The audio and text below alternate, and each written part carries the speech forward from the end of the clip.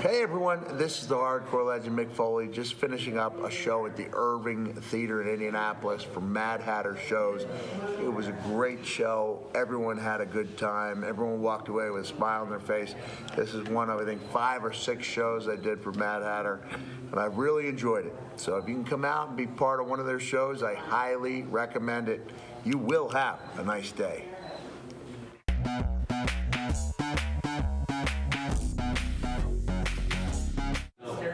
Hey, this is Kevin Farley, and you know what I love is working for the Mad Hatter shows.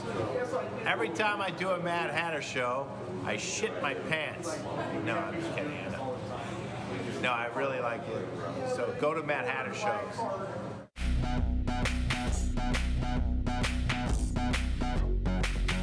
Bada boom, realest one in the room. How you doing? It's your boy Enzo. I'm a certified G and a bona fide stud. You already know you can't teach that. But another thing you can't teach, good podcasting. And if you want to listen to a good podcast, Mad Hatter Shows. And go to madhattershows.com. It's the bomb. How you doing?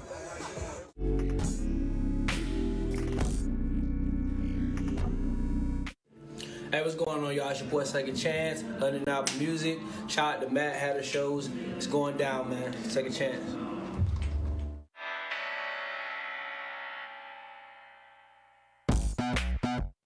Yo, what's up? This is Pauly Shore, and I'm hanging out with my friends that do the Mad Hatters. I just did my show, so I'm a little crusty, bro. But I'm just chilling, and we're here, so check them out. Later.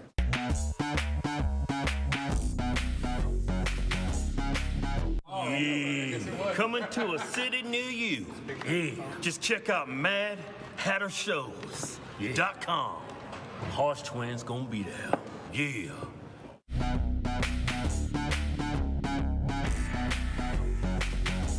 What's up? This is Big Smo, and this whole night was crazy. If you want to get with it like I get with it, MadHatterShows.com, baby. You got to come get with them.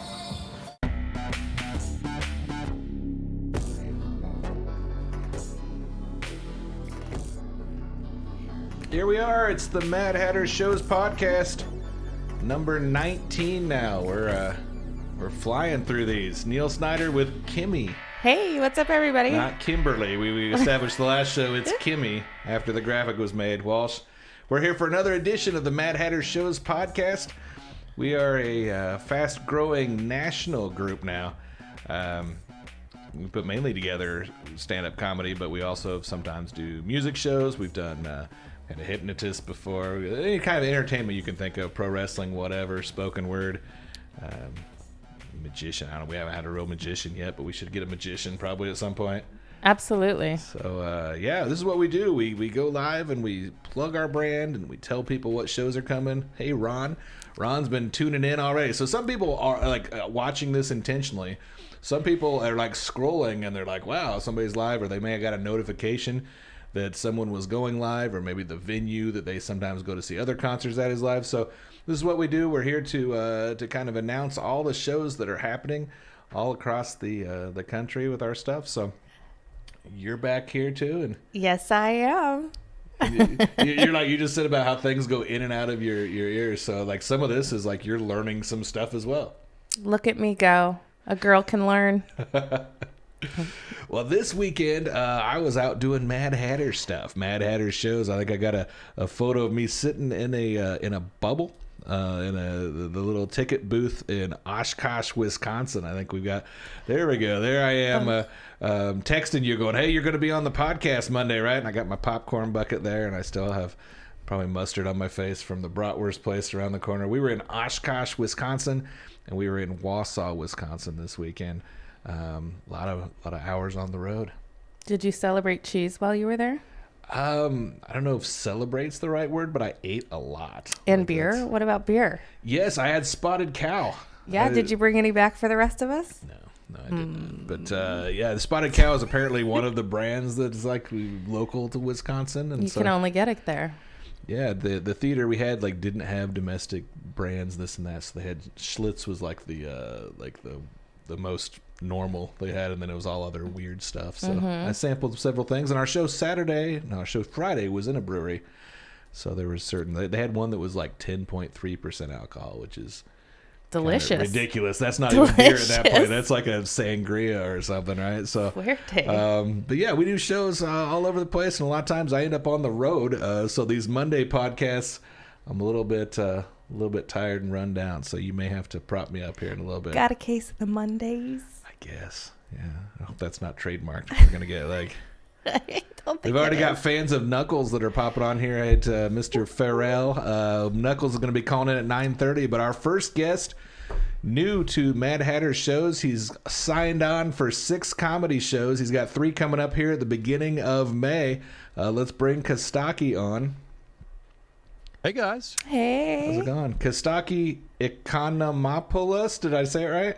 Yeah, absolutely. Yes. Wow. You just need a hint of confidence and just power through. But yes, All right. you got Well, all I the think consonants. I was leaving off a syllable before, so that I had to go slowly to do that. How often a day do you have someone butcher your name, or do people even try it?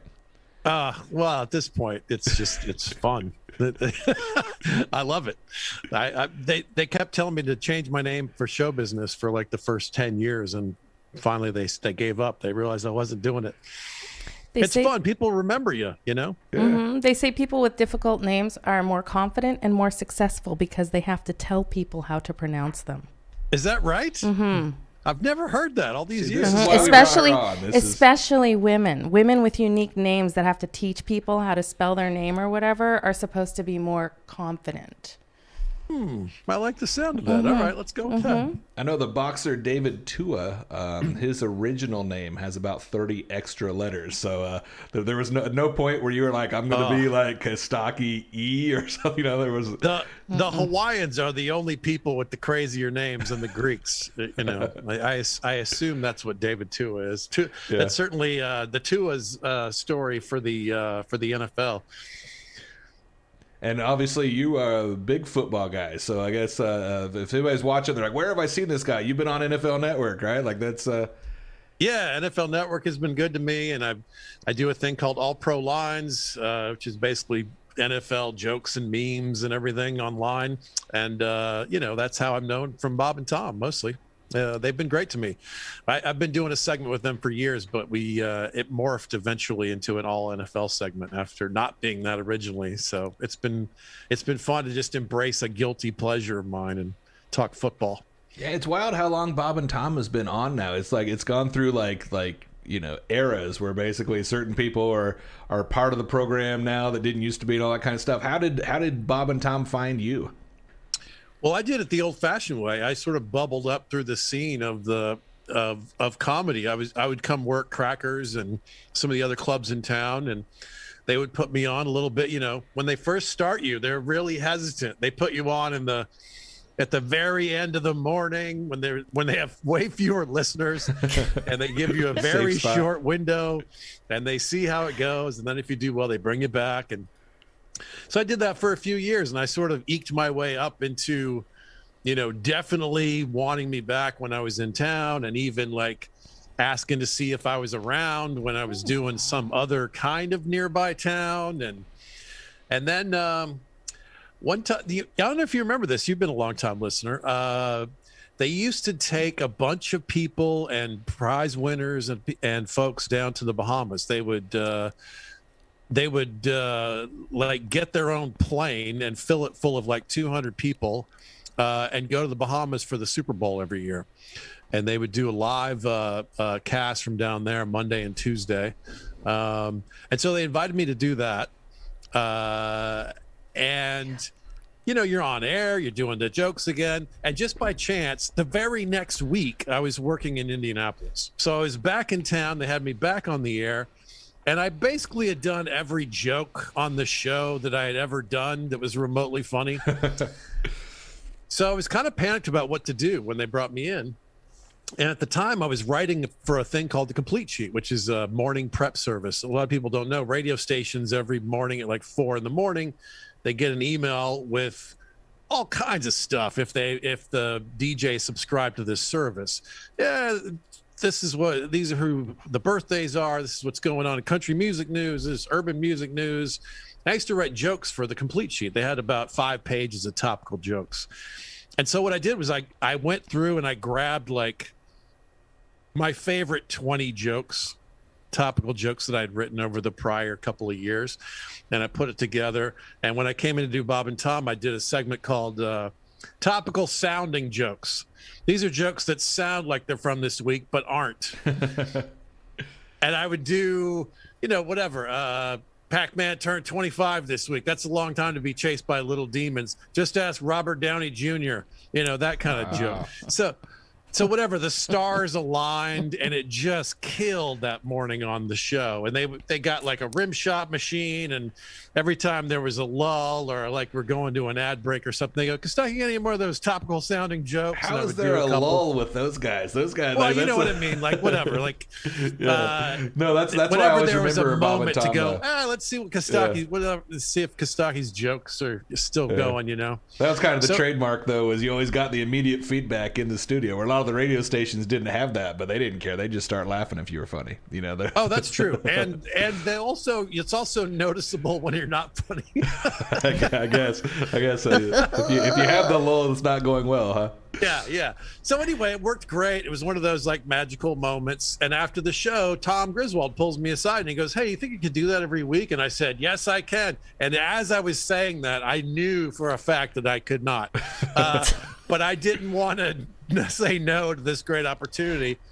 And so I just worked my ass off on it. And they were great. I didn't even know what the segment was going to be. And they sort of let me explore and ended up doing all these different sort of angles. I did true stories one week, and I did my favorite jokes that don't work one week. And I did like Karnak style jokes one week. I literally tried a lot of different things.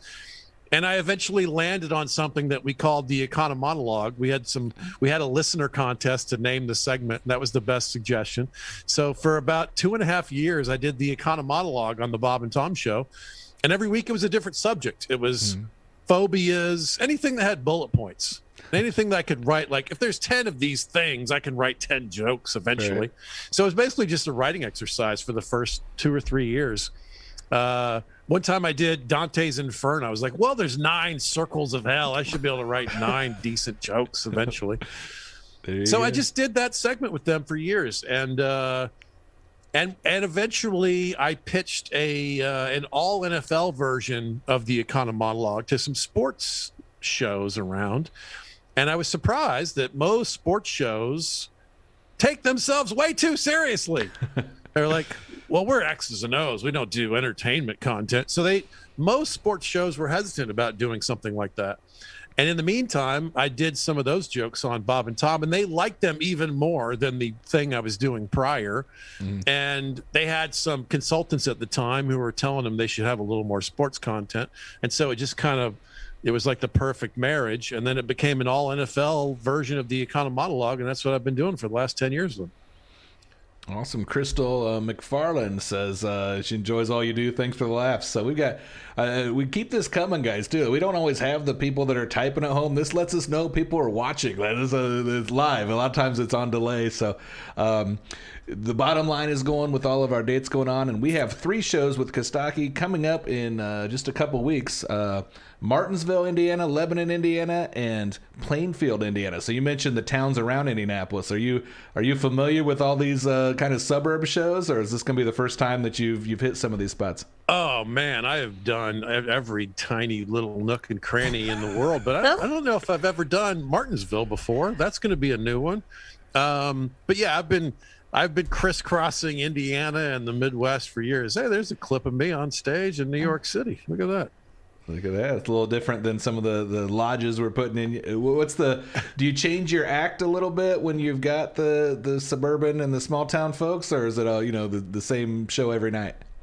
Well, I've always thought what you want to try to do as a comic. That's what I try to do. There's a lot of different ways to do it, but my personal preference is to have a very large menu of choices and sort of a skeletal structure in your head.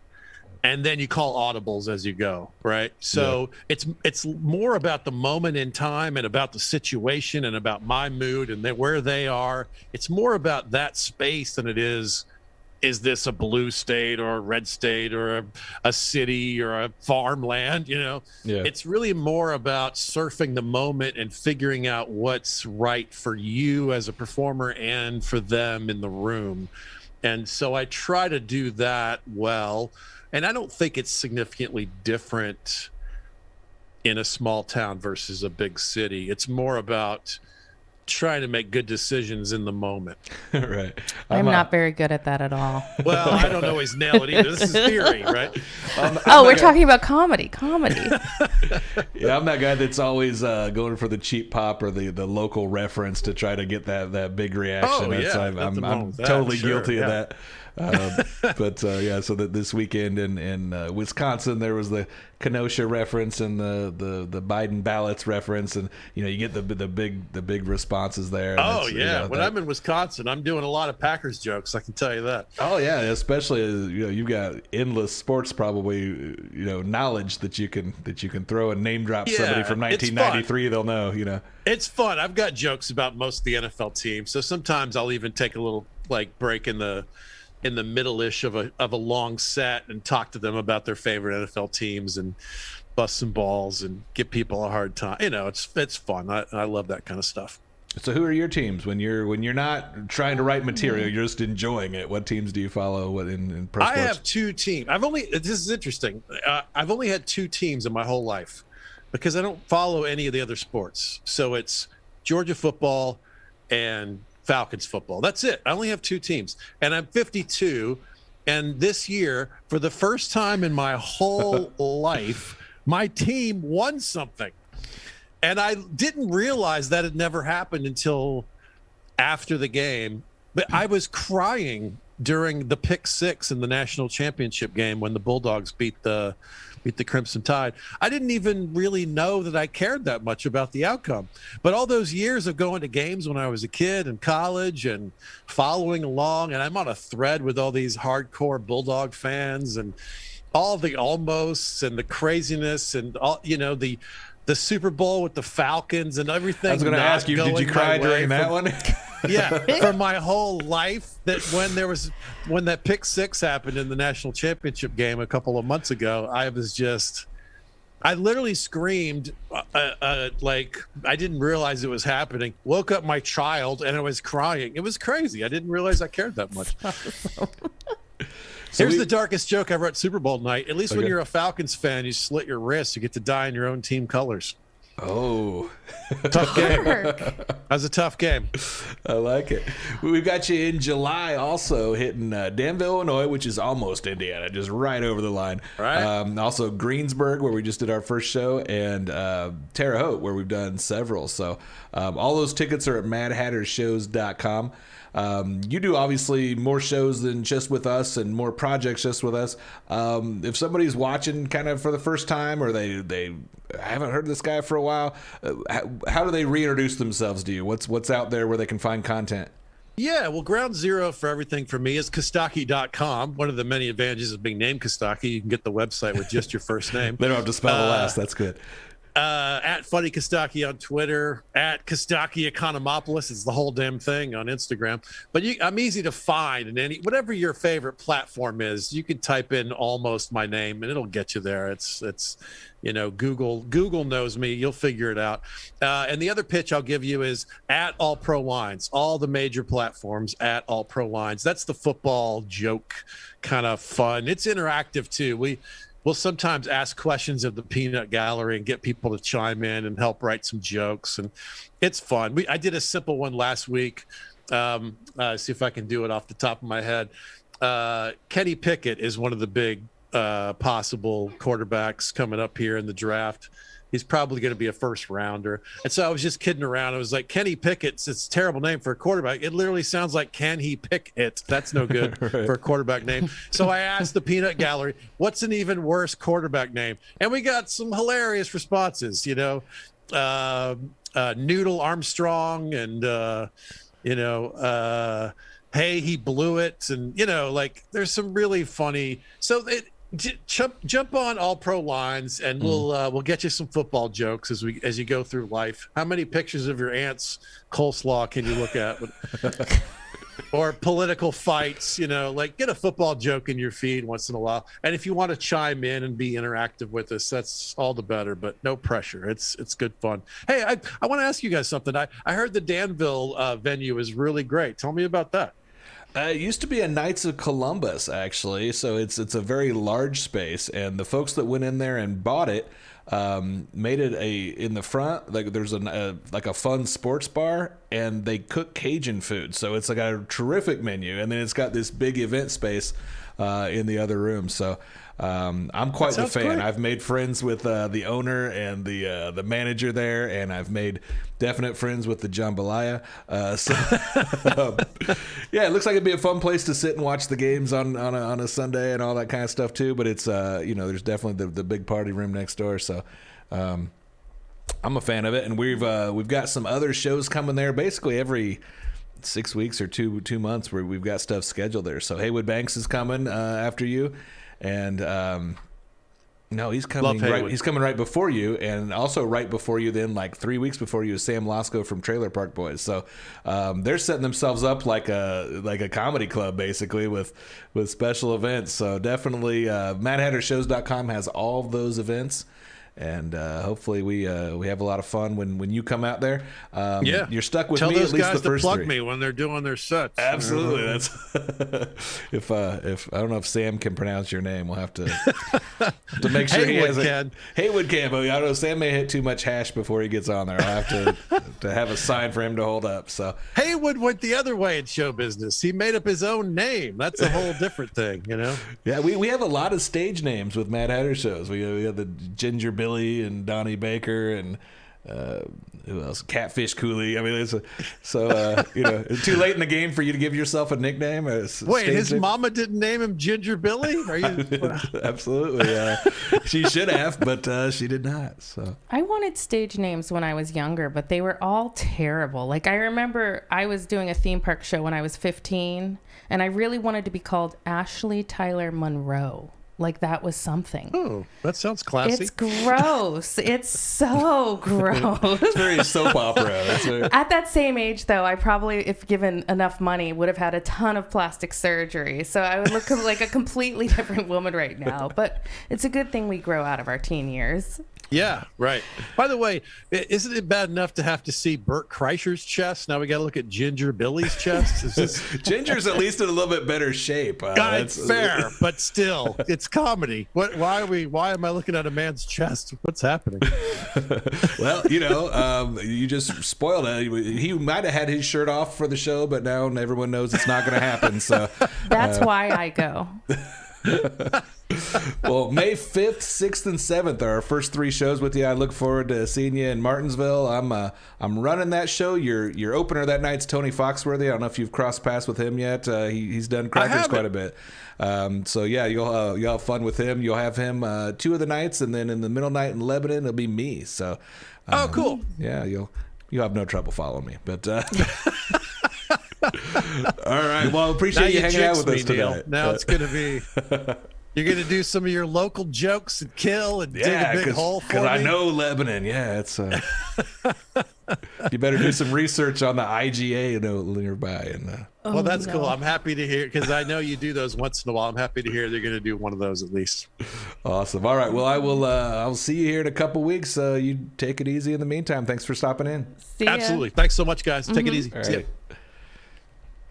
Costaki's a lot of fun. Mm-hmm. Not going to take his shirt off, but still a lot of fun. So, I was looking him up today, and he was just talking about he's got jokes about the price of blueberries, but he was saying you could build a comedy club out of bananas, and I haven't been able to stop thinking about making things out of bananas since I saw that today. Have you come up with anything that's atypical that would frighten us? Or? Just anything and everything you could possibly think of. Tree houses and, who knows? I don't know, but I've been thinking about building lots of things out of bananas. All right, so he's already made a fan. He's already making an impact. All pro lines and Costaki Economopoulos. You've been practicing. That's not fair. It's just fun to say. Once you get it, it rolls right off the tongue. It's almost like it should be the hook on a Knuckles song. So that's we got Knuckles called in here in a little bit, but he's not here with us yet. So let's bring up a couple other shows we know that are coming up. For folks that don't know, Dustin Sims is going to be the next weekend after Costaki. We're going to be in Hobart, Indiana. It's a rescheduled show. So there's still some tickets available, but a lot of them are already sold because that show got snowed out here in January. You remember the January blizzard that we had that was just like 2 days and then it went away?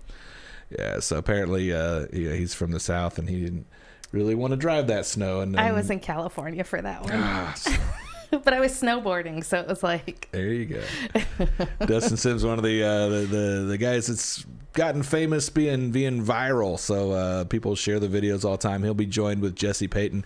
If you want to hear from either of them or get a little bit of a hint of what you can expect on stage, they're both on existing Mad Hatter Shows podcasts, so you can go back into Spotify or YouTube or Pandora or whatever we're on. And check us out. Them. Just stalk them. Or you could do that. You could just show up at their house. And... Oh, I wasn't thinking that. I was thinking like interwebs, social media stuff. I thought you meant like literally like you could show up at the house. Oh, you could. I don't recommend it. Unless you like jail. No, I'm not sure I do. It's my limited experience. I was not a fan. So not a fan. Well, let's bring on. I heard the doorbell, so that must mean Knuckles is in the house now. Can you hear me? He doesn't know he's on live, but he is on live. Knuckles? Well, this is awkward now. This could get interesting, yeah. Oh, hi. There we go. You've been on longer than maybe you know, so that's it's only been a few seconds. No, I saw. Yeah, okay. I was trying to transition everything over too. Well, you know me, but you don't know Kimmy. This is Kimmy Walsh here. It's great to meet you. How are you? I'm wonderful. Yeah, I know Neil. We did some shows in Oklahoma earlier this year, back-to-back nights with Mick Foley and Catfish Cooley, and Knuckles kind of just made himself the MC of the weekend. He was plugging our stuff before I'd ever met him. I was like, this guy's a hustler. We got to be friends. So, hey, I appreciate it. Yeah, I mean, it's not every day that something comes to my hometown. So whenever something does, I try to support it and use my social media reach to, get some people there. Turns out you're a pretty good guy. I mean, not everyone on the planet has sampled both the Oklahoma musical and the Andy Griffith theme song in music. In fact, you may be the only one that's ever done both of those, and I'm a sucker for both. So I was like, it's almost like he was sucking up to me right off the bat with those pop culture references. So definitely you've got a diverse background. Tell people how you became a musical artist, because you took kind of a scenic path. Okay, well, so I started rapping when I was a teenager. I am from Lawton, Oklahoma, which is where the Catfish Cooley show took place. And I kind of grew up doing country stuff and kind of city stuff together. So that kind of led to me doing some not so good stuff, maybe some drug dealing and some things like that, which led to me going to prison. And then I got out of prison and decided to turn my life around. And one of the things that was positive for me was getting back into rapping, but kind of telling my life story and rapping about things that were different. I'm not necessarily someone who raps about drug dealing or a lot of things that rappers rap about in the mainstream, if you will. You know what I mean?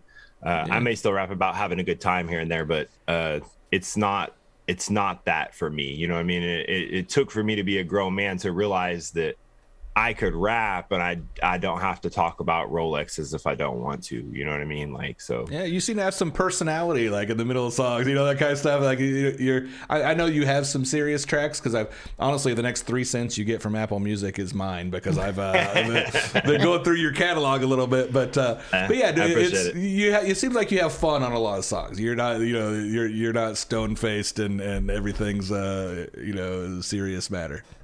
Oh, no. I like to laugh and have a good time. I'm happy to be here, if you will. That's something I always say.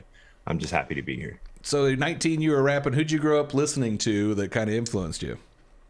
Okay, so I can literally tell you how I got into rap music. When I was 8 years old for Christmas, I got a tape from Santa Claus It was the Fat Boys Coming Back Hard Again, and there was a song on there. I don't know if I can say curse words. Oh yeah, it's H-E. Okay, so there's a song on there called Hell No. Okay, and so basically the song is a boy and his mom arguing, and she's like, "Do you want to clean your room?" And he's like, "Hell no." And my mom ripped the door open and was like, "Yo, Santa Claus done lost his mind." So like immediately I fell in love with rap because I was like, well, this is something my mom didn't like. So, but Santa Claus got me this, So, and then from the Fat Boys, I went into Dr. Dre, The Chronic. I can remember getting that. That was my first CD I ever got. How old were you, just out of curiosity, with that kid? Because I think I was like ninth grade. Okay, yeah. So I got The Chronic. I was in Germany in 1993. It came out in 94. So I was in Germany. I was about to come back. And so I was 13 when I came back. So yeah, I was 13. I don't know what grade that was. I guess 8th grade, I think. Yeah, so we're about the same age then. Yeah. And it was huge. Like that, The Chronic, and then Doggy Style. And then I had the first Outkast album, which was Southern Playlist at Cadillac Funky Music. And then I had the Wu-Tang 36 Chambers. Like that was like what the first music that I was really into that kind of influenced me a lot. As far as like, I fell in love with hip hop. Like that's what made me fall in love with hip hop, was those sorts of albums, that time period.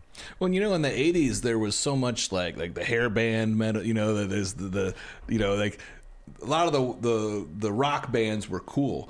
And it seemed like in the 90s, they weren't as cool. They started whining. You know what I mean? It was like, so if you were if you were at the point where you were like, hey, I want to be angry, I want to rebel as a rebellious teenager or whatever, like Nirvana and Soundgarden, like they're whining on their songs, but like, Public Enemy was bad. Ice Cube was bad. It was like that's what kind of drew me to it, was the kind of the we're not going to take it. The 80s was a rock band, but it was rap in the early 90s. So were you freaking out over the Super Bowl show this year then? It's funny because I don't really get into sports that much anymore, but I did watch the Super Bowl show just because it was Eminem, it was Dre, it was 50. I mean, it was iconic, to see culture that I do love and enjoy being on such a big screen, on such a huge platform. So that was cool, yeah. Yeah, my mother, not really knowing the history of rap at all, insisted that Snoop Dogg arranged for that whole performance, that he got all his friends together and that it was his doing because he's friends with Martha Stewart. Like, of course. It's close enough. Yeah, I believe it. Yeah, I was like, no, Mom. No, it's Dre. And she's like, no, it's Snoop, honey. Revisionist history. There we go. So did you grow up listening to country music before then? Have you had that influence, or did you kind of choose your gimmick? No, I did. And that's my dad. So rest in peace to my pop. He passed away 2 years ago. Kind of got me back into music. So my dad was a retired sergeant major for the military. He did 27 years in the military. So I'm an Army brat. And my dad, before he got in the military, he grew up bull riding, grew up working on a ranch. We're from Oklahoma. So literally when I grew up as a kid, everything my dad listened to was Johnny Cash, Merle Haggard, George Strait. These are the songs that I heard growing up. Sorry. So I was like, I liked country music, but I didn't necessarily like country music. Like you said, as a teen growing up, I was looking for that rebellious, that's where hip hop came in. But I've always liked country. So like I said, when I got out of prison, I tried to make a lot of changes in my life. One of those things was I got back in touch with my roots. I started working for a rodeo company. I started roping. I started bulldogging steers. So in the same instance of that, I got back into country music in a real big way. And I got into a type of country music that I really like. It's called red dirt, which it's in this area in Texas, Oklahoma. It's real big. But it's kind of an outlaw style of country. And so it was something I could gravitate towards. So I really got back into that in the last, as an adult as well, to see that country music could be something different than what the radio was playing, if you will. You know what I mean? Like a lot of this red dirt music that I listen to isn't necessarily on the mainstream country music radio. Okay. You got a lot I guess of some folks. of it's growing, I will say, I guess, it's growing. Like, country is getting, I don't know, it's getting mixed. Everything's getting mixed. Like music nowadays, it can be mixed. Yeah. It's, and artists aren't scared to try something different. I've noticed, there's, it seems like back in the day, like, you know, you're like, oh, I'm a pop artist, this is what I sing, or I'm a, you know, I don't know. You know, you didn't have Madonna would reinvent herself all the time, but you didn't see a lot of other people that like their albums sounded different from album to album. And now sometimes track to track it sounds different. You know, it's sure. People aren't scared of it. You know, and what's cool I think about hip hop is hip hop can sample anything. You know, the beat can be derived from anything, be it classical music or you know, something with a beat or something that's rock. So, is there any type of genre that you're interested in experimenting with, or can you see yourself singing on an album, or like, you know? Well, so it's interesting you say that, because I've always said that I'm not a singer and I can't sing, and that's something I always just say I'm a rapper. But somebody saying auto-tune. They're telling you to use auto-tune. Right. Well, and that's the thing is that I actually have been working with my producer, and he's taught me how to sing within my vocal range. So I'm actually working on a country EP. It's just going to be 5 songs. It's not going to be a lot, but it is singing, and I have several choruses already recorded for it. My problem is trying to figure out how to do the verses singing rather than rapping. So it's going to be an experiment for me to do country music, like a full country album without any hip hop to it. But I, you know, like I said, I already have 4 of the 5 songs laid down somewhat to, you know, so yes, I'm experimenting with country, I guess. I'm going to try my vocal talent. And like I said, with you know, I'm not saying auto-tune, but your producer can help you. That's just the truth. I remember nowadays, Snoop talking about, you know, Dr. Dre was coaching him on how to enunciate, so it sounded like he was being melodic, even though he was still just basically chanting, you know. And there's a lot that a producer can turn out, you know, once they've got your voice. So do you do any of your own beats? Do you do any of your own production work, or how do you choose? You know, is the beat already existing, or do you lay down, write down lyrics first, or do you lay down vocals? Like, how does a song come together for Knuckles? Okay, so this is where I will plug my producer and engineer. His name is Future, and that's FYU-CHUR. So you can't mess that up.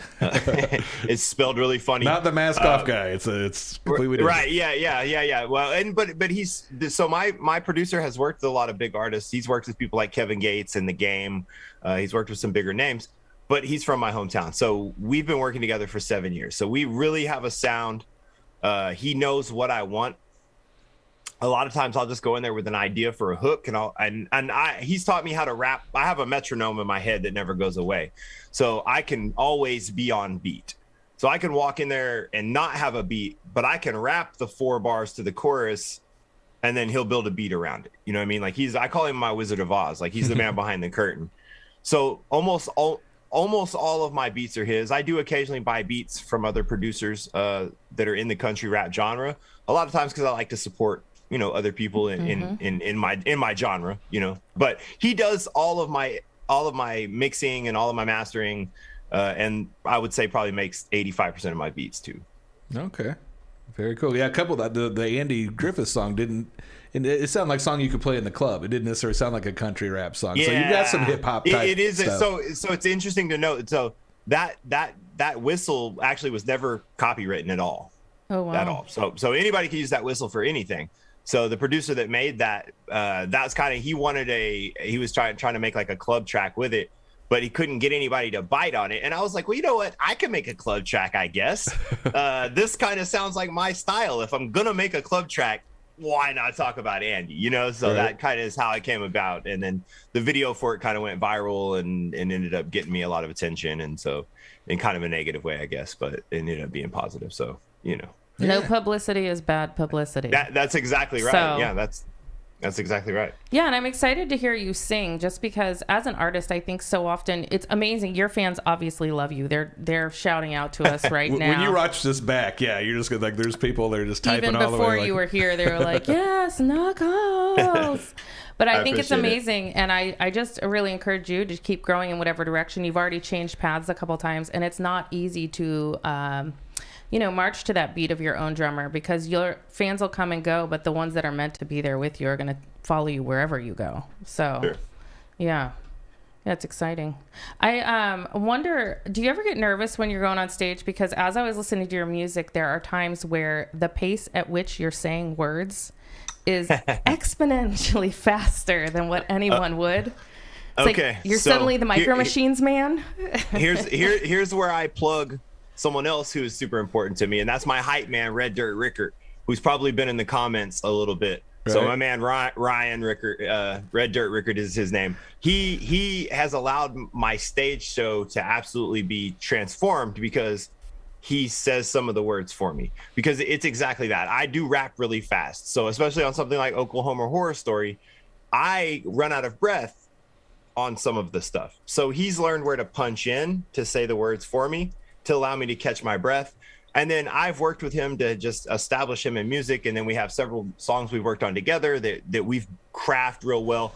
But yes, it's exactly that. He's allowed me to make my stage to a different level, to where my performances now, are on a real professional level. So when I tell people how much I charge for a show, I tell them, look, it's not just me showing up with a mic. I show up with a bunch of stuff. I got a DJ, I got a drummer, I got a hype man. We show up with lights, sound, it's like we can put on a whole show for you, so, but it took a while to grow to that, honestly.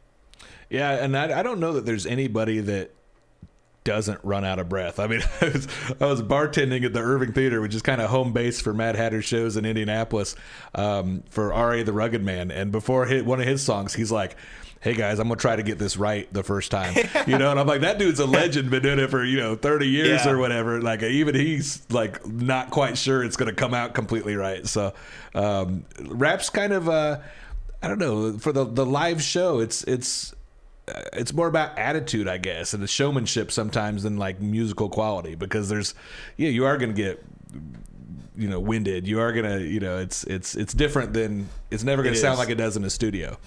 No, it's not. It's about the live element of. That's why I added a drummer.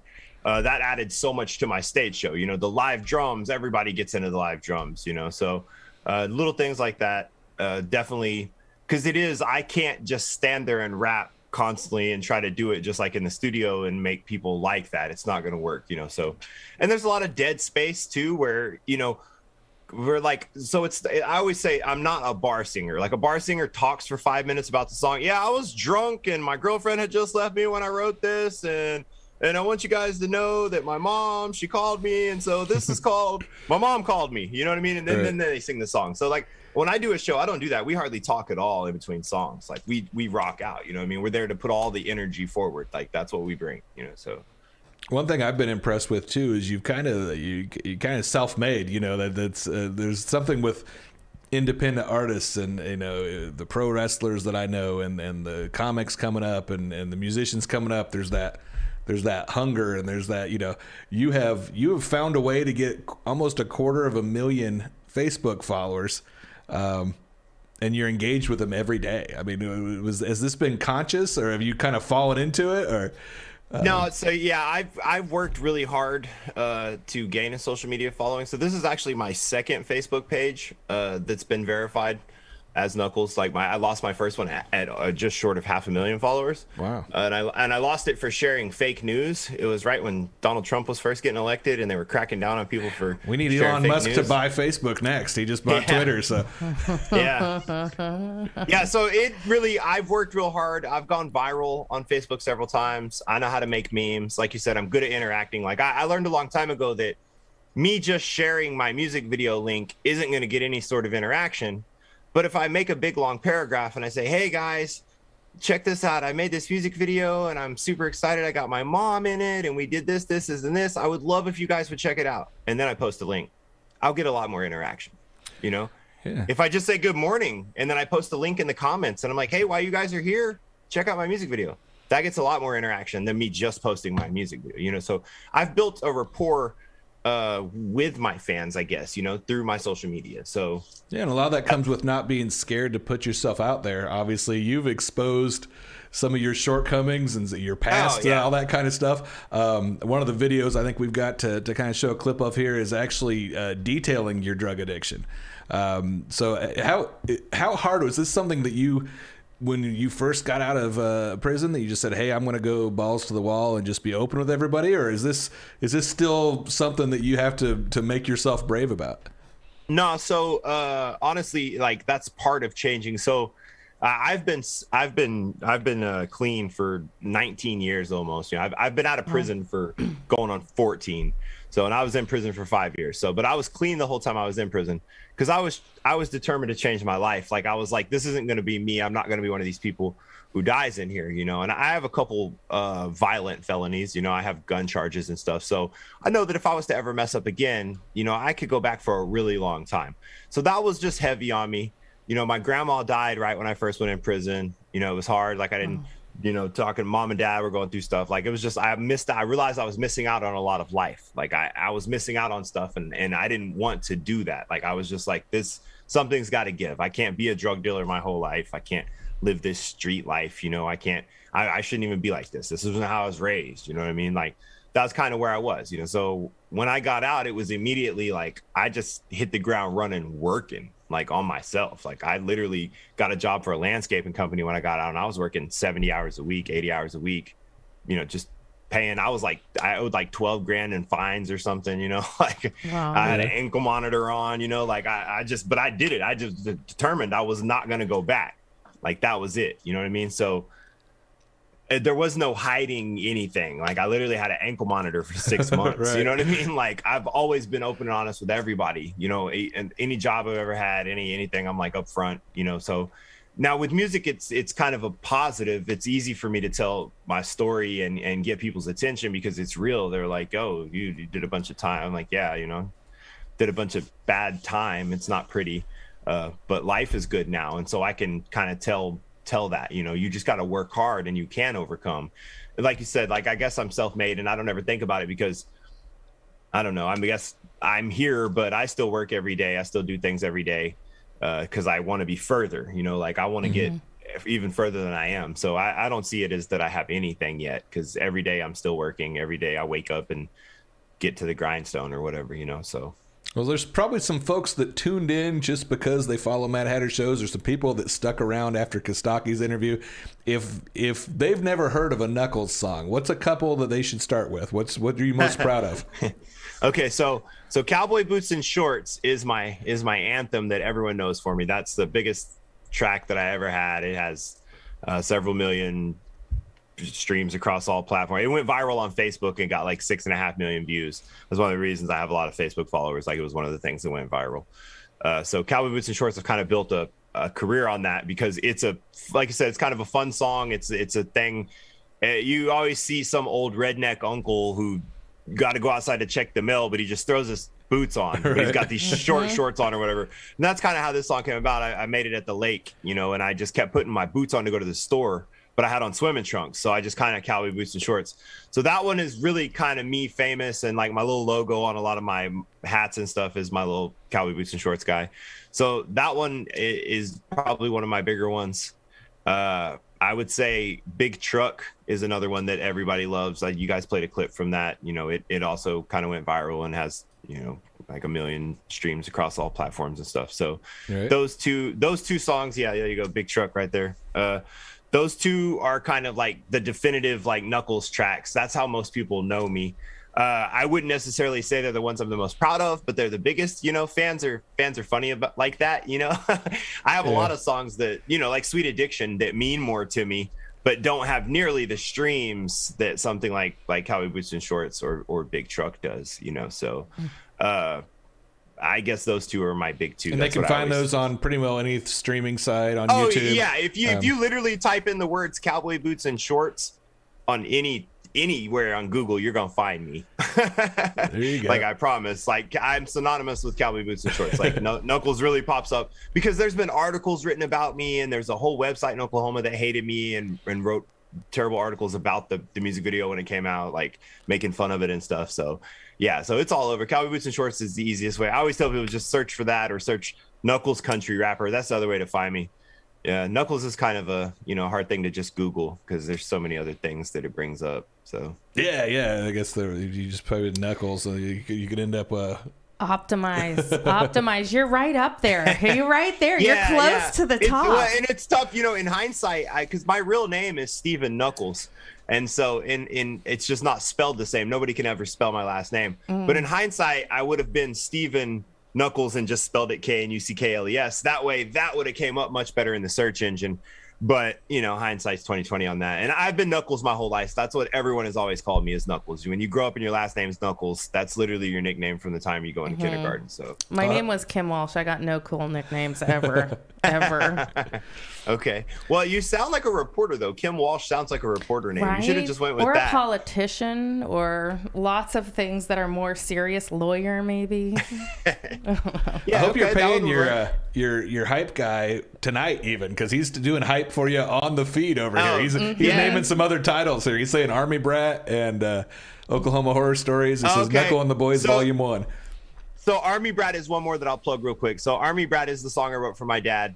And in the video, I have my mom in it, and we shot it at an actual cemetery that is an actual military cemetery. We've got actual footage from my dad's funeral in there of the flag being folded and 21 gun salute and several. So it's a really deep song. It does have a lot of streams too, and that's another one that a lot of people do know me for, especially in this area here, because we're on an Army base here in Oklahoma.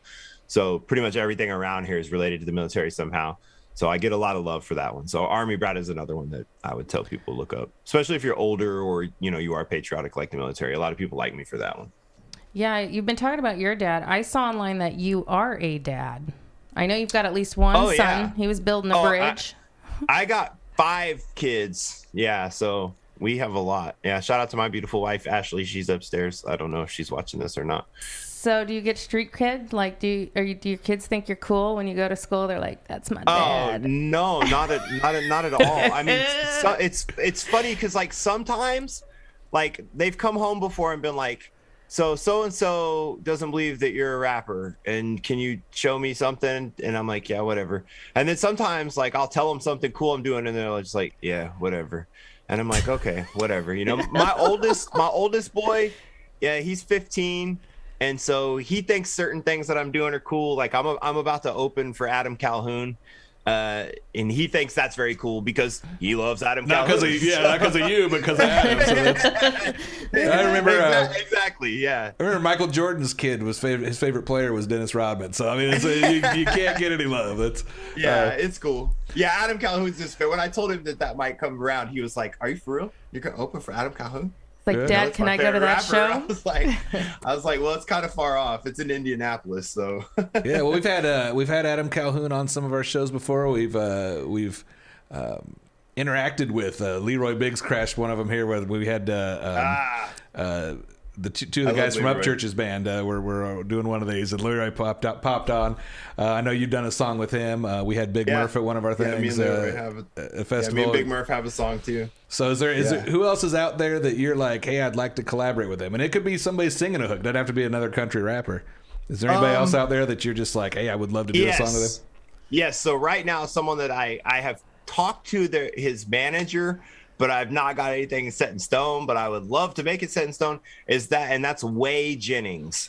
Okay. So that's he's the grandson of Waylon Jennings, and he's a country singer, and he does a lot of his granddad's music, and he sounds like him when he does his, but when he does his own music, man, he sounds amazing too. And I'm glad that people are just starting to get to know him for more than just singing his granddad's songs, because Way is a really amazing artist, and I'd like to get him to sing a hook, actually, as a matter of fact. If you ever want to meet a lot of old school country and bluegrass artists, I really recommend there's a festival. I don't know if they still do it. Hardly Strictly Bluegrass in San Francisco. It was a free festival for the city of San Francisco. Some guy, instead of buying new artwork and Mozarts for his house, would put on this massive festival. And I had the opportunity to meet so many artists, driving them to and from their hotels. She loves showing off that she's not always just from Indiana. She's lived in California, so that's well traveled. No, I'm just exploring my inner redneck late in life. That's all. Oh, okay, that's fair. Well, Indianapolis has got a lot of redneck stuff popping off. So yeah. I recently took a road trip down to Nashville. There were 5 adults in the car. I was the only one not packing heat, and there were 7 guns. Both the other ladies had firearms in their purse to go to to go to Nashville because they just pack heat everywhere they go. Sounds like a Knuckles video, maybe. We got this a concept going on right now for a future song. So, and I'll tell you, I actually heard one of the songs. I think it was the song with Leroy that I was listening to it, and I was like, I wonder if Knuckles listened to E40 growing up. Like, has anybody ever told you kind of sound like your voice even sounds like him, but you got a little interesting. There seem to be a few similarities. I don't know if it's the accent, the cadence, or what it is, but that's obviously a compliment because E40's a legend. Sure. But, yeah, I like E40 a lot. A lot. You know, and it's funny you would say that because E40 is one of those people you either like him or you hate him. A lot of people hate E40 because of his voice being so particular and his cadence and stuff. But I would take it as a compliment. Yeah, so and he can speed up and he can. Oh my God! So your wife's on here already trying to talk dirty. So this might be a good time to. You might want to go up the stairs. It looks like it's almost kids' bedtime. So I was gonna say you're gonna be on here a year from now talking about I got 6 kids. So that's so no, she's fixed. We're good. So it's knucklesrap.com. That's the I'm at knucklesrap anywhere except YouTube. It's at knucklesrap TV. But yeah, knucklesrap.com is the website. Awesome. Well, we have mainly done comedy for the last year, but hopefully we'll get back to doing some music. We're friends with Catfish, who's starting to go into the music realm, and hopefully we'll end up having Knuckles on a Mad Hatter Shows event very soon. So yeah, you let me know. And if you don't, I'm sure if we get out near Oklahoma, you'll just show up and do what you do. Oh, so that's I will. Yeah, that's I just stick my nose nowhere.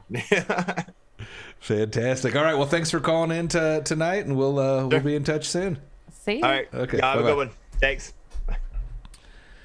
He's a fun guy to talk to. He's very personable. We got 2 really really good interviews today, so that's excellent. Yeah, and the cameras are doing weird things. I'm interested when I watch this playback. Like I'm looking at the screen confused, but what's going on behind us is actually not what I'm seeing. So there we go. Now it's back. But I'm sure there's some screenshots I could take where I just look like I don't know what the hell's going on. So the magic of Hollywood. I'm probably picking my nose in half of them.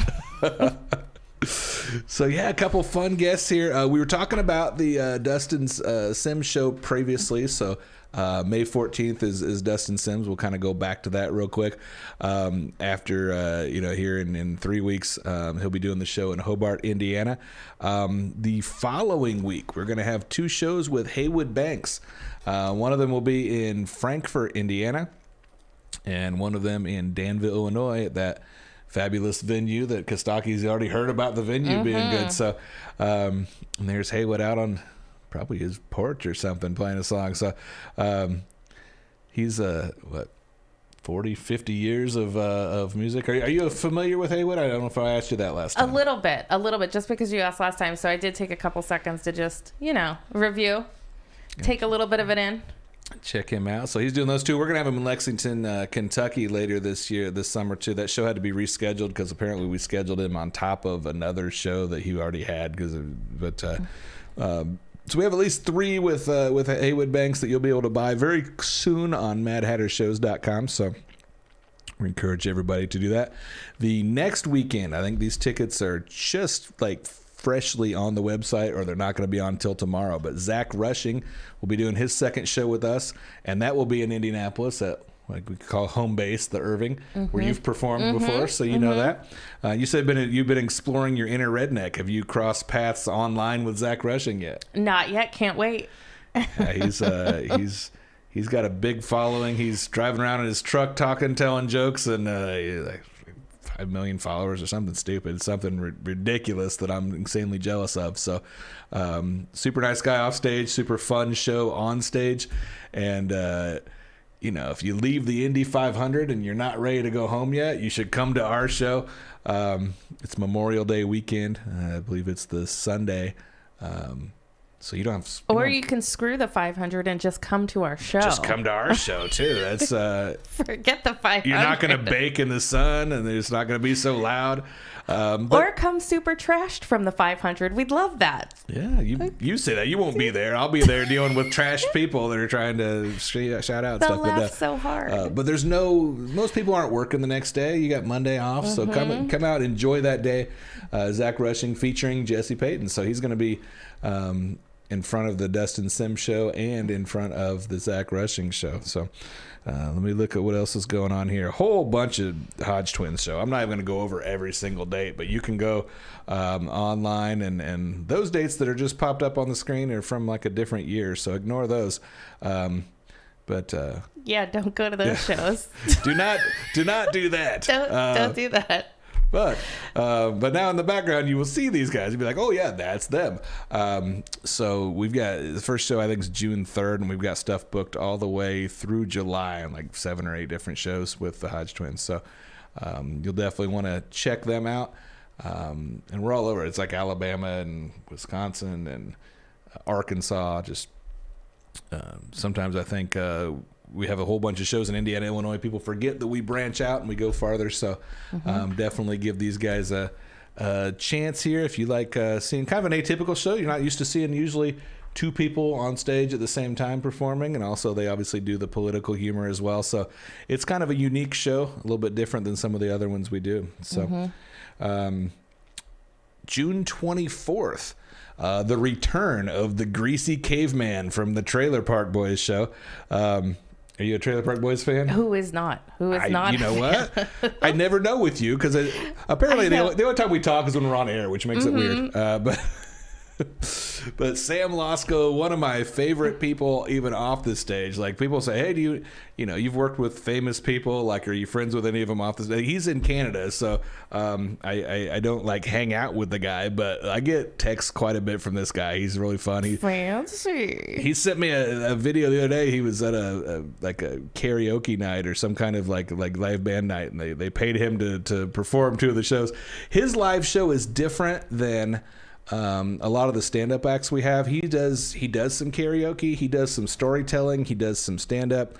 He has a homemade hot dog eating contest, if you remember the show, with the homemade hot dogs. So he's going to be doing that. And if he brings it back and doesn't decide to do the classy show this time around, as you see him there packing heat, he does some crowd participation stuff where crowd members can simulate certain sex positions with other crowd members. So just be ready. You never know what you might have to do that night. It's a show best probably for mature audiences, if we're being honest, but that's most of the Trailer Park Boys fans is kind of assumed. He's going to have a regular price, and he's also going to have a VIP price where you can meet him after the show. And he just ordered some t-shirts. They're unique to this event. So fans near Danville, Illinois, during June 24th, you're definitely going to want to show up and get your collector's T-shirt from the Greasy Caveman. How else are all the other cool kids going to know you're cool? Absolutely. This is the way to do it. To buy the proof is what you want to do. This is the part 2. Remember, Philadelphia Collins, or Phil Collins for short. He goes, "Drive, Susudio." Like that's. I just want to watch the show now. Hopefully, we don't get hit with like a trademark thing from Showcase or whoever owns the rights to the show now. What else haven't I covered yet? A couple guys we haven't covered yet: Cletus T. Judd and Reno Collier. There's Cletus live from his house. We're showing this clip so we don't get flagged for his music videos. But Cletus got a couple dates coming up in West Virginia and Tennessee. Reno Collier will be opening those shows, so you get musical comedies and you get straight stand-up. And I'm running those shows. I'm gonna try to get a guest set on there so I can say I opened for Cletus T. Judd. So that's that way the cool kids can be like, Neil belongs with us. He's been on stage with Cletus, so it's very cool. So I think we've covered pretty much all these except. Remember our last guest? You remember the last time we had Amber on the show? Yes. And you guys kind of hit it off and became best friends. Jake Rubel is on that show with her in Winnemac, and that is coming up in just a couple weeks also. So if you're not in Hobart, Indiana, watching Dustin Sims, we encourage you to come to Winnemac and watch Jake Rubel and Amber Clear. Those tickets are not at madhattershows.com. You're going to need to go to Tippy's, call the phone number. I think we've got right on the screen right now, and you'll be able to see that. So a lot of stuff going on. There's Jake, the Vietnam Jesus is his alias. Are you familiar with Jake? No, but I want to be. It's the other half of the Amber Clear show. So yeah, like if you're not out in California, where are you normally at when you're bragging about that?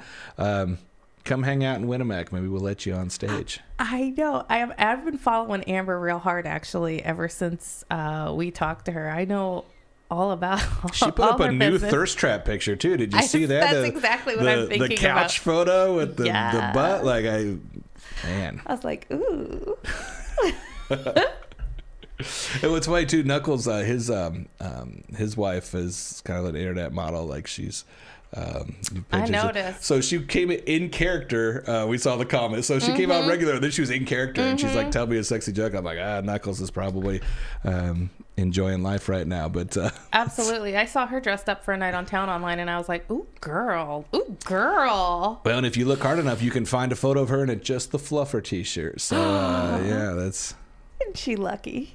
Absolutely. So I know this last part of it here seemed kind of disorganized. We jumped around a lot. If you need an orderly list of all of the shows we're going to, obviously the events page on Facebook, but you can just go to madhattershows.com and you can pull up and go to see more at the bottom there, and you can pull them all up because I think there's too many of them to just scroll down once. You have to go to see more so you see the whole list there. But I haven't even told everybody all the shows yet because on the way here I just found out that we got another Sam coming. Have you watched the last season of America's Got Talent?